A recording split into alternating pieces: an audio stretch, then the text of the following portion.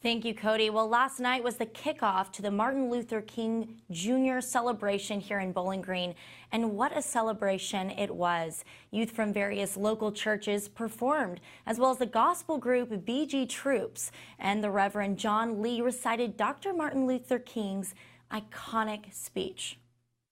I have a dream that one day this nation will rise up and live out the true meaning of its creed. We hold these truths to be self-evident, that all men are created equal. Black men, white men, Jews and Gentiles, Protestants and Catholics will be able to join hands and sing in the words of the old Negro spiritual, free at last, free at last, take God. Wow, incredibly powerful there, and it took place at Mount Zion Baptist Church in Bowling Green, Kentucky. This event is the kickoff to the MLK event that happens Monday. The theme of the night was A Night with the King. Reverend John Lee Jr. of Mount Zion Baptist Church read Martin Luther King Jr.'s I Have a Dream speech. And man, did he do that justice. People of different colors came together to celebrate the legacy of MLK, celebrating the 50th anniversary of his assassination.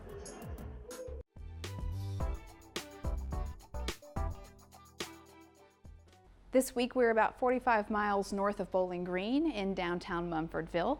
The Hart County Historical Society was established in 1968, and now it lives right here in this historic Hart County Museum.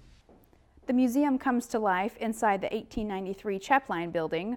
Originally built at the turn of the 19th century as a mercantile store, it was constructed with bricks from Hart County's first 1819 courthouse. The Chapline building has many stories and has been used as a bakery, barber shop, congressional office, doctor's office, printing press, and more. The Hart County Historical Society curated several exhibits with artifacts donated by locals. Visitors can see a Civil War display and objects from some of Hart County's earliest settlers. Also open to the public is the Mary Willia Brandstetter Genealogy Library with over 1,200 files of school records, cemetery books, images, census, and Civil War files. The Hart County Museum is open Monday to Friday 9 to 4 and Saturday 8 to 4. Find out more on the WNKY website. That's it for Throwback Thursday, brought to you by Hospice of Southern Kentucky. In Munfordville, Talia Butler for Soki Sunrise. If you slept through Soki Sunrise, this is what you missed. Paddington Bear looks pretty good for his age. The characters first appeared in storybooks 60 years ago. You would make these certain noises, and I went to your mom and I would say, baby, I said, I believe that little girl, she can sing. Which brings up a good point. You were out of school today for school closings. Yes, I can't wait to get back in bed and sleep. Make sure to watch Soki Sunrise right here weekdays on NBC 40.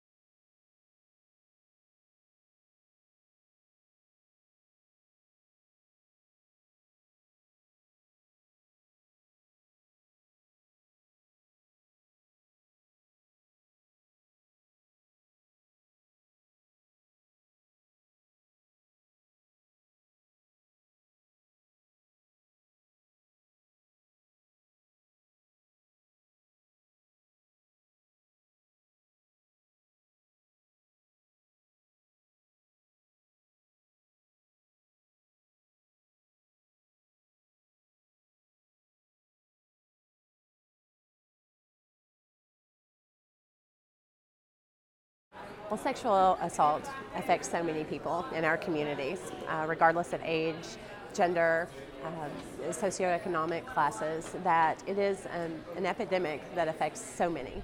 If I hadn't came to this jail, I probably still would be sitting idly on my hands. That's Joe Young, a Simpson County inmate since July of 2017. So I think there are things we can do. I think there are things we have to do. As you see, the public is talking about some action. I think doing nothing's not a solution. We're not just talking about shooting the film.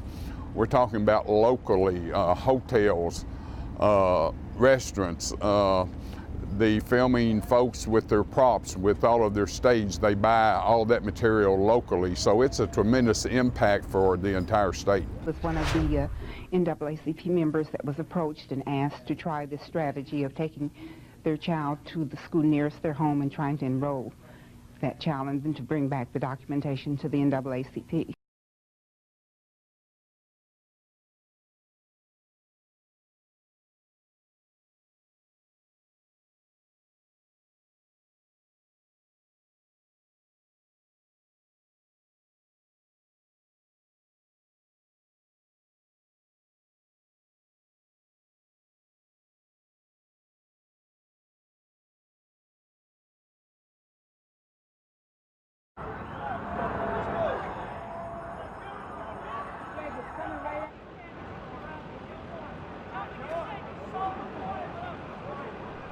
In the days after the Twin Towers collapse, volunteers worked tirelessly to help locate the dead without considering their own health. When we went down to the Trade Center site, we didn't wear respirators, we didn't wear masks, we didn't wear any eye protective gear.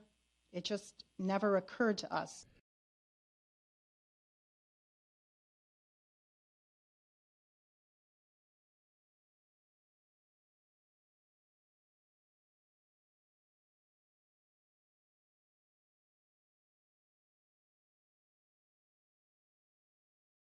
I thank you for this time that you have allowed for two brothers to speak on a senseless murder, a senseless death, Heavenly Father. Courtney Milam is a Kentucky State Police trooper. Courtney comes from a family of Kentucky State Police, including her brother and her father. Rhodes wins at home in Kentucky.